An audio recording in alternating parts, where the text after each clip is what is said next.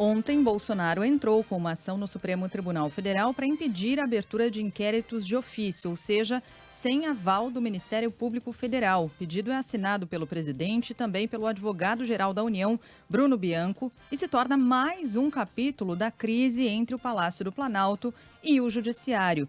Nesse pedido, Bolsonaro questiona o artigo do Regimento Interno do Supremo Tribunal Federal, que deu origem ao inquérito das fake news aberto em 2019 pelo ministro Dias Toffoli. No começo do mês, a pedido do Tribunal Superior Eleitoral, o relator do caso, Alexandre de Moraes, incluiu o presidente entre os investigados por causa dos ataques às urnas eletrônicas.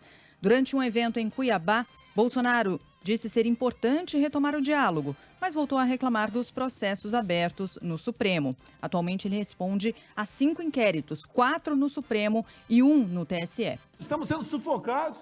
E quem está nos oprimindo é uma minoria. Da onde menos esperávamos controle sobre a liberdade, de lá está vindo a mão pesada. Ou melhor, uma caneta.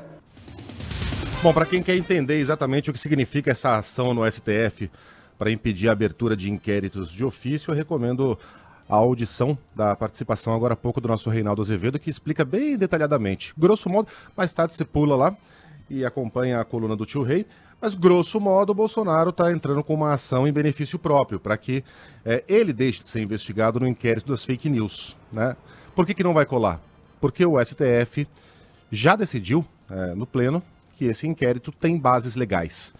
Mas é mais uma manobra de um presidente acuado. São 5 inquéritos, a gente nunca viu isso na história do país.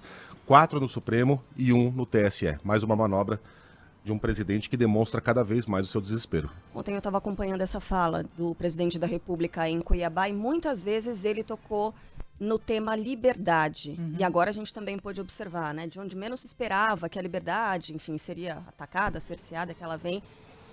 Agora vem cá. Quem defende a liberdade, talvez em vez de impressão de voto, não defenderia o voto facultativo? A liberdade de a pessoa escolher se ela quer ou não votar? Não é incongruente isso? Os discursos eles não se encontram, é incoerente.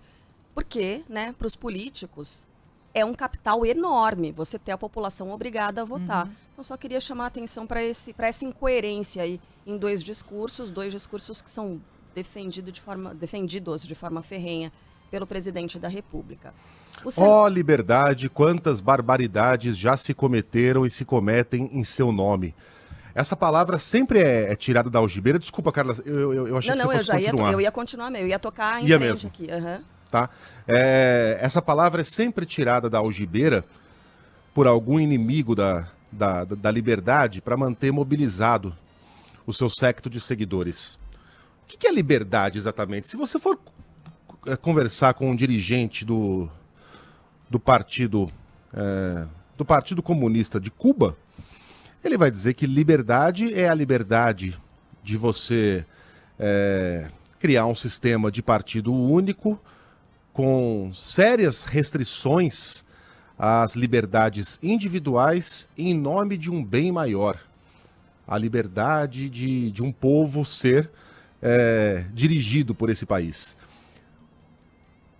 Quando aquele rapaz de 17 anos, aquele boboca, foi expulso de um shopping de Caruaru, em Pernambuco, porque ele levava uma faixa da suástica no braço. Olha que imbecil. O que ele disse? Ele foi às redes sociais. Aliás, não foi nem ele, foi o secretário de turismo de Maceió. Olha o naipe. Ele foi às redes sociais e expressou muita surpresa com esse tratamento dado ao jovem. Que absurdo! Ele foi expulso de um shopping center, pensava que a liberdade de expressão existisse. Então esse é o entendimento que o secretário de turismo de Maceió, Ricardo Santa Rita, tem da liberdade. É você poder sair por aí ostentando um símbolo nazista, o que pela Constituição brasileira é proibido.